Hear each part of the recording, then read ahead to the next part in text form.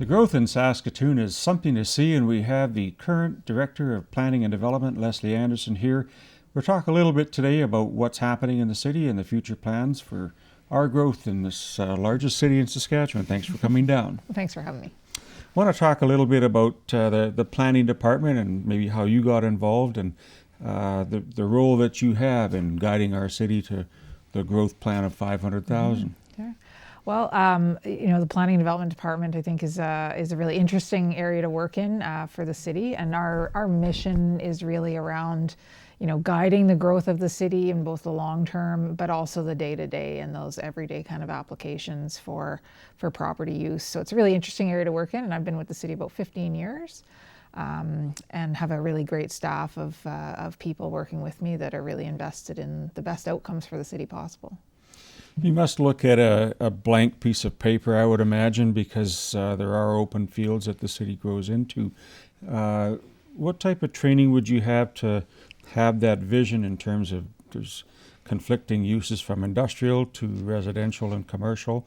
How would you start with a plan, I guess, of a neighborhood?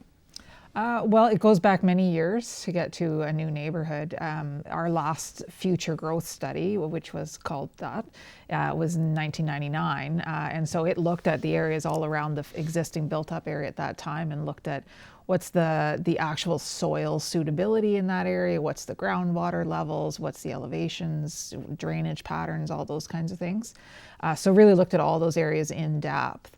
And we're still working off that today. We haven't built into all of those areas yet. So that's the first piece. And then we do, in the city, we have an official community plan, and we have to have that for the province. So that's our big picture item. That's our big visionary document. And we just updated ours in 2020. So that one's now we consider it to be up to date. And that gives us big principles and big policies of things that we work towards. Then we do sector planning, and sector planning is actually really unique in Saskatoon, and it gives us a guide for 8 to 10 neighborhoods, which now have gotten so big, so that's 80,000 people in a sector. And we look at, what do we need for park space? What do we need for the big roadways? What do we need for schools in that area? How are they all going to be connected? How do they connect into the existing city? All of those pieces. So that's our next big picture, and then it hands it over to the private development industry, and they're key in developing the exact neighborhood concept plans. And in Saskatoon, our neighborhood concepts are still built around the idea of the schools being the center point of a neighborhood. Is still really fundamental elements of our development. So neighborhood concept plans now are bigger as well. There are more than 10, 12,000 people in a neighborhood, but still, where do the schools go? Where do the roads go? Where does the community amenities like shopping centers go, and grocery stores, park space, all of those things. So that's how the new neighborhoods develop out in Saskatoon.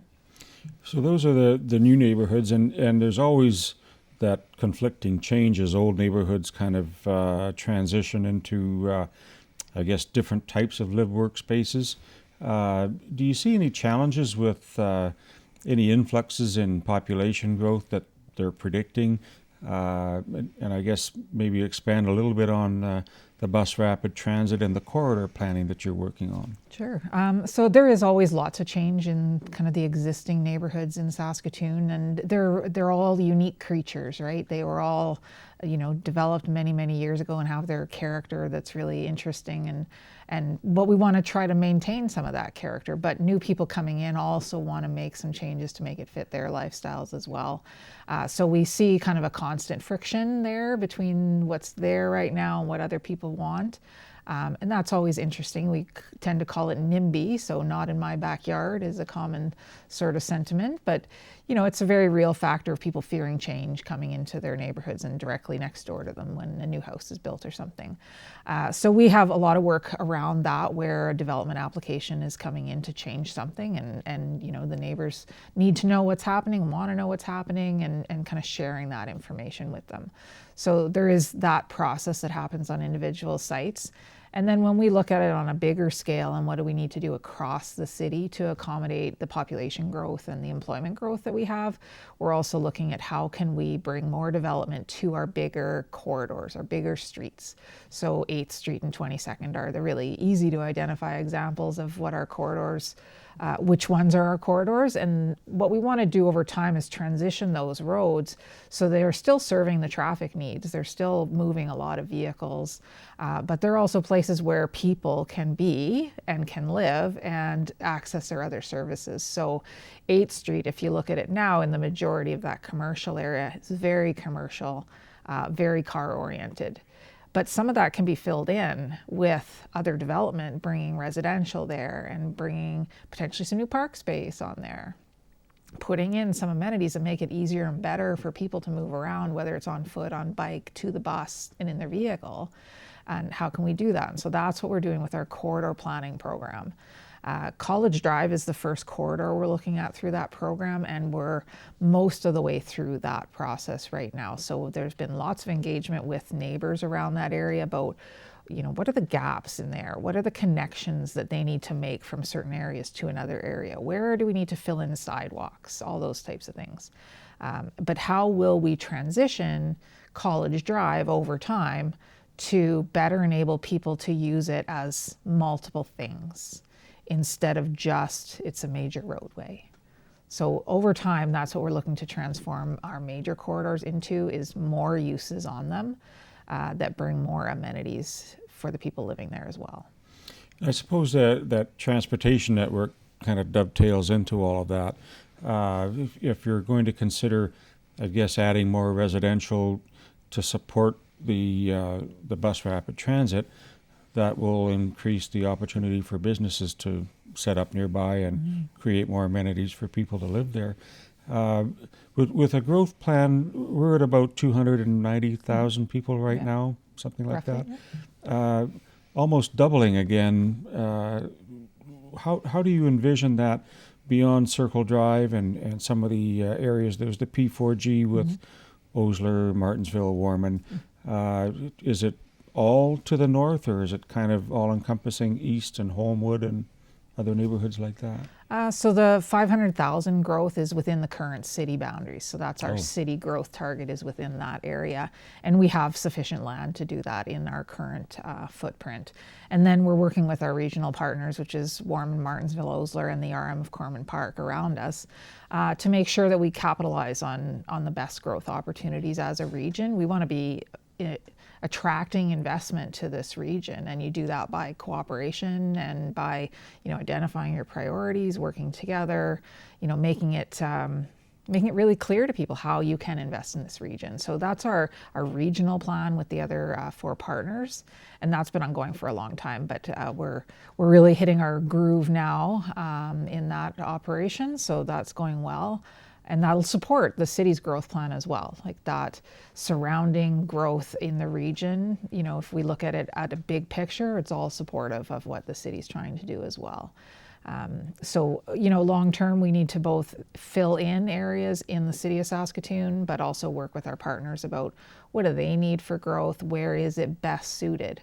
Some things maybe aren't great in the city, but are perfect in the rural municipality, and vice versa. So we want to work together on that. I guess that must be an interesting role that you and your team work on, are the sensitivities around, you don't want to put a high-rise in the swale. So managing historical elements of the old part of Saskatoon, plus not expanding too far. Do you look to find a balance with density, or going up in certain areas? How does that come into play? That's a great question. It's more of an art than a science, for sure. I think every day and almost every activity that we do in planning and development is about trying to find a balance.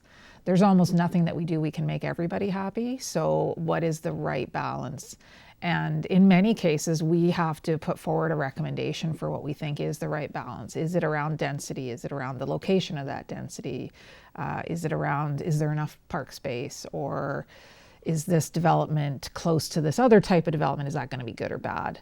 And then we make a recommendation, and some of them City Council actually weighs in on, and they bring their perspectives as the elected officials to say, this is what my constituents are telling me, or this is what I'm hearing and what I think should be done. So, in a lot of cases we're there as kind of the professionals making a recommendation to the decision makers that are our elected officials. So it's always a balance, and it's always a really interesting profession to be in, to try to see what we can find as the right balance. Tremendous stick handling that you and the department do. And if you're looking at the bus rapid transit, we have the Downtown Event and Entertainment District, or DEED, coming into play, a little more into focus. What is that like in trying to build a district as opposed to just a building? Well, I think it's, this is just one example of the type of work that gets done in the planning field. And this is just our kind of newest example. So we have other projects we've done in the city where it's a similar approach. It's a focused area. You develop some ideas about what really needs to happen in that area. The Downtown Event and Entertainment District is a really interesting example, and I think it'll be one of our bigger ones, or biggest. But, looking at what are some of the key levers we have as a municipality for what we want to achieve? What is the public telling us we need to achieve in this area? What are some of the things that are really going to drive the economic development in that area? And one of the key factors we're looking at now is how can we make sure we get the best bang for our buck in this investment? Because it's ultimately something that should be good for the city. So what do we need to have there to make it good for the city? How can we drive the really economic benefits of a big investment to as many people as possible, as many businesses around it as possible, as many employees of those businesses as possible, residents around it? How can we make it the best possible thing it can be?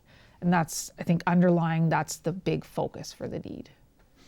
If people wanted to find out more, and if they could look up some information, what would be the best source of an avenue for them to look at?